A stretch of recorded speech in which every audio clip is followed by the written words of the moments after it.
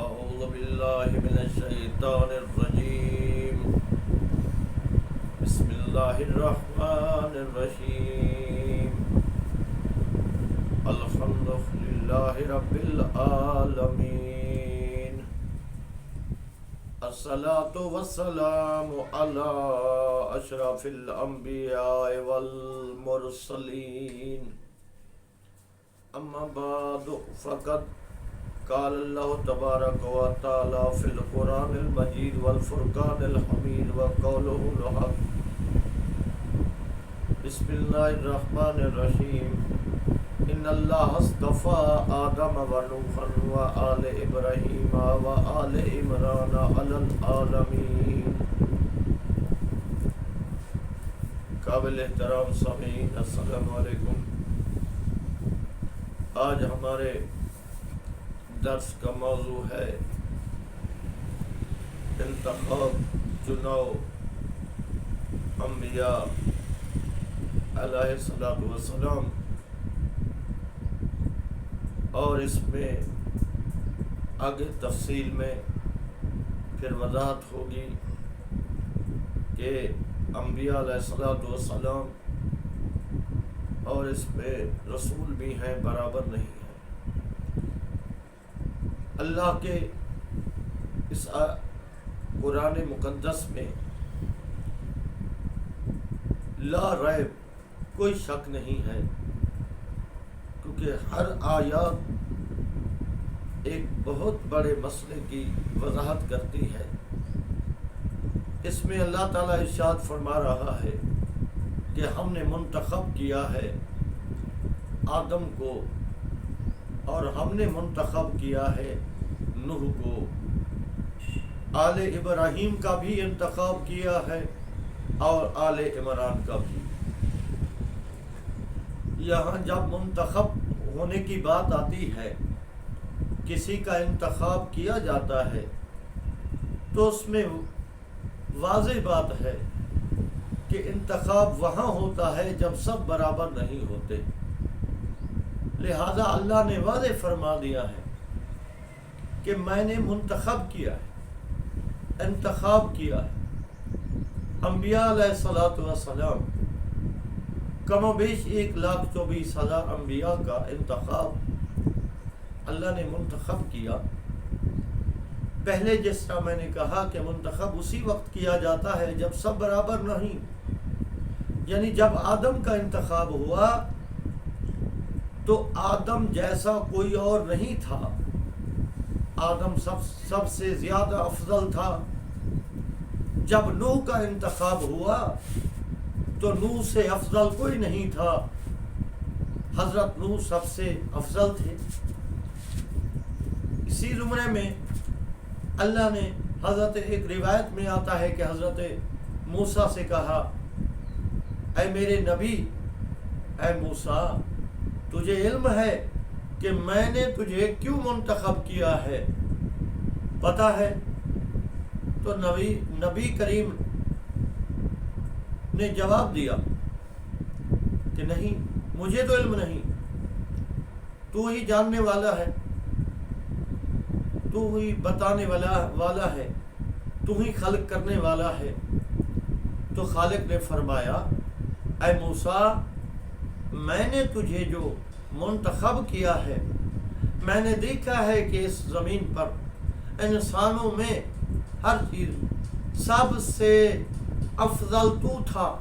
کس لحاظ سے؟ کہ سب سے زیادہ انکساری آپ میں پائی جاتی تھی اور سب سے زیادہ عاجزی آپ میں ہے، اس لیے میں نے آپ کو منتخب کیا ہے. اور دوسری بات تقویٰ، جتنے آپ پرہیزگار ہیں آپ سے زیادہ اور کوئی پرہیزگار نہیں ہے. اب اس سے واضح ہو جاتا ہے عجز و انکساری، عاجزی ہے اور معیار تقویٰ بھی ہے. جہاں اللہ نے ایک اور مقام پر ارشاد فرمایا کہ ان اکرمکم عند اللہ اتقاکم، کہ تم میں سے میرے نزدیک محبوب ترین شخص وہ ہے جو تقویٰ کے لحاظ سے بہتر ہے، پرہیزگار ہے، متقی ہے۔ اب تقوی کی بات جب آتی ہے تو ارشاد باری ابتدا ہی جیسے کتاب کی قرآن مجید کی ابتدا ہوتی ہے، بسم اللہ الرحمن الرحیم، الف لام میم ذالک الکتاب لا ریب فیہ ھدی للمتقین۔ اللہ ابتدا ہی میں ارشاد فرما دیتا ہے اور اس کتاب کا تعارف کروا دیتا ہے کہ دیکھو دنیا والوں، یہ وہ کتاب ہے کہ لا شک فی، اس میں کوئی شک نہیں کر سکتا۔ جو شک کرے گا وہ دائرہ اسلام سے خارج ہو جائے گا، لہذا اس میں کوئی شک نہیں ہے۔ آگے کیا ہے؟ ھدی للمتقین، اور یہ ہدایت ہے پرہیزگار لوگوں کے لیے، متقی لوگوں کے لیے۔ اب یہاں تک حد نہیں ہے، آگے اللہ نے ارشاد فرمایا ہے کہ متقی کون ہے؟ متقی وہ لوگ ہیں جو ایمان رکھتے ہیں اللہ پر، جو اللہ پر ایمان رکھتے ہیں، اس کے نبیوں پر ایمان رکھتے ہیں، اس کے رسولوں پر ایمان رکھتے ہیں، ان کتابوں پر ایمان رکھتے ہیں، ملائکہ پر ایمان رکھتے ہیں۔ اور یہاں تک حد نہیں ہے، بلکہ متقی وہ ہے جو نماز ادا کرتا ہے، متقی وہ ہے جو اللہ نے اسے رزق دیا ہے اس میں خرچ کرتا ہے، اللہ کی راہ میں غریبوں میں تقسیم کر دیتا ہے، جو مستحقین ہیں ان کو دیتا ہے، اللہ کی راہ میں خرچ کر دیتا ہے، کتابوں پر یقین رکھتا ہے، ایمان رکھتا ہے، فرشتوں پر ایمان رکھتا ہے، اور یوم آخرت پر یقین رکھتا ہے کہ مومن وہی ہوتا ہے، اسے پتہ ہے کہ اس دنیا میں ایک مختصر جو ایک وقت ہے میں نے گزارنا ہے، میرا جو انجام، جو رزلٹ ہوگا ان اعمال کا، وہ صرف آخرت میں مجھے ملے گا۔ یہ آخرت پر یقین رکھتے ہیں، یہ متقی لوگ ہیں۔ اس لیے آگے انبیاء کے بارے میں اللہ نے فرمایا ہے کہ میں نے جو منتخب کیے ہیں وہ بھی برابر ایسے نہیں ہوتے، اور نبی بھی ہوتے ہیں، پھر رسول بھی ہیں، نبی رسول 313 ہے۔ اب جو نبی ہوتا ہے، ہر نبی رسول بھی نہیں ہوتا، ہاں ہر رسول نبی ہوتا ہے، رسول صاحب شریعت ہوتا ہے، نبی جو ہوتا ہے وہ صاحب شریعت رسول کی شریعت پر عمل کرواتا ہے۔ اور آگے قرآن مجید کی آیت ہے کہ تلک الرسل فضلنا بعضهم علی بعض، دنیا والے ہم نے تو رسولوں کو ایک دوسرے پر فضیلت دی ہے، ان کا مقام بلند ہے۔ اس سے اندازہ لگا سکتے ہیں، مثال نہیں حقیقت ہے، جس طرح ہمارے نبی سید الانبیاء، فخر موجودات، سرور کائنات، تمام انبیاء کے سردار ہیں، خاتم النبیین ہیں، اور باقی تمام نبی جو ہیں ان کے امتی ہیں، ان کی امت میں شمار ہوتے ہیں۔ بروز معاشر یہی لوگ انبیاء بھی کہیں گے اے مصطفیٰ، اے محبوب خدا، ہماری امت کی بھی سفارش کر دے، برابر نہیں ہے۔ تو پھر ایک باپ کے بیٹے بھی برابر نہیں، جب 4 بیٹے ہیں، ایک کی فطرت اور ہے، دوسرے کی اور ہے، ایک کا مزاج اور ہے، ایک کی شکل اور ہے، دوسرے، یعنی ان کے شکل و صورت میں بھی تھوڑا فرق ہوتا ہے، مزاج میں بھی فرق ہوتا ہے، برابر نہیں ہو سکتے۔ عالم اور جاہل برابر نہیں ہو سکتے، عابد اور غافل بھی برابر نہیں ہو سکتے۔ معیار تقوی ہے، ذہن میں رکھنا ہے اس معیار کو کہ تقوی معیار ہے۔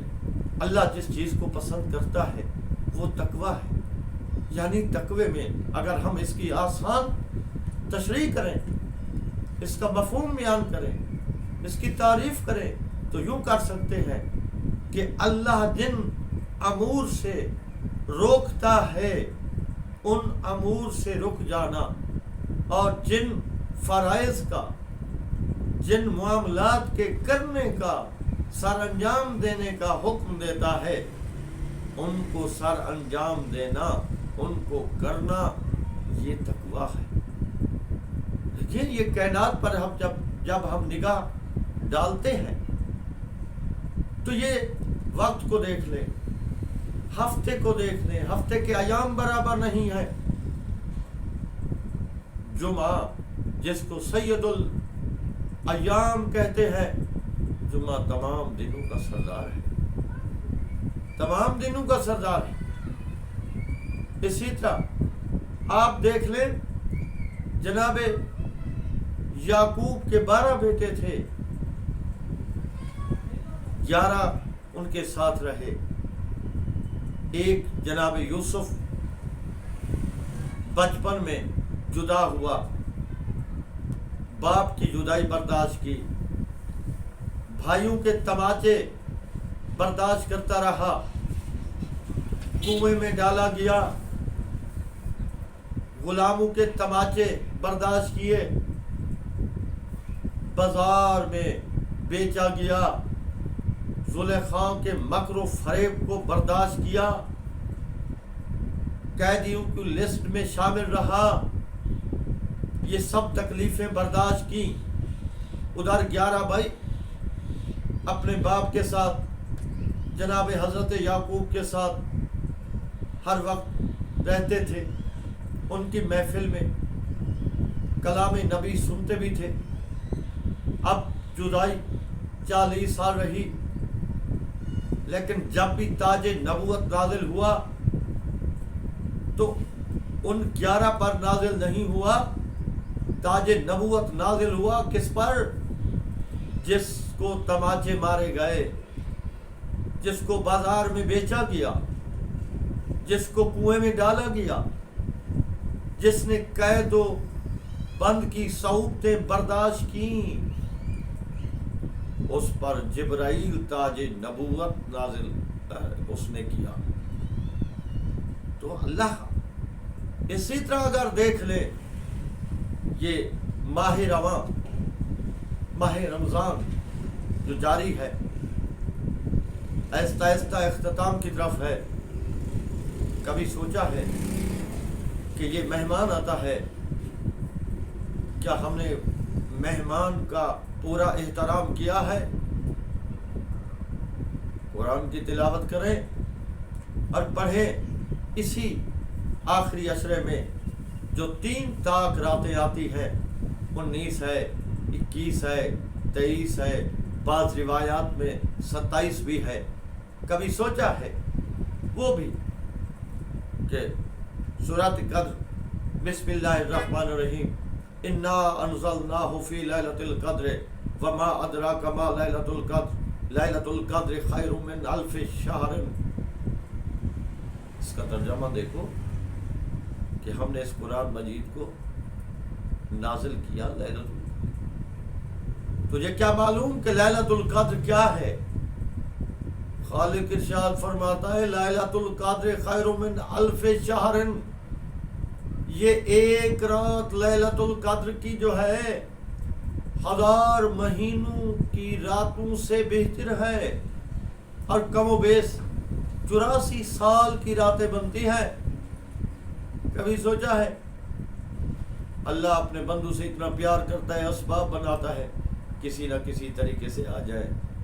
یہ 3 راتیں ہیں، آؤ ان 3 راتوں میں رات کو غسل کر کے آؤ، رات کو یہ شب قدر کی راتیں جو شمار کی جاتی ہیں، ان راتوں میں نماز پڑھیں، قرآن کی تلاوت کریں اور اپنے خدا سے مانگیں، وہ دینے والا ہے۔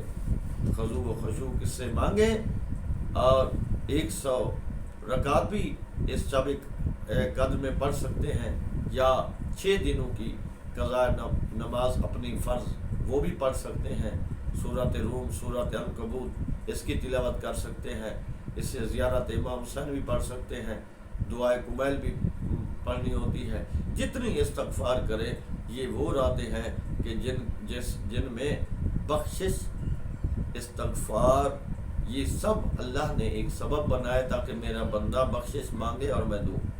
اللہ تعالیٰ ہم سب کو صحیح معنوں میں دین پر عمل کرنے کی توفیق عطا فرمائے، آمین ثم آمین۔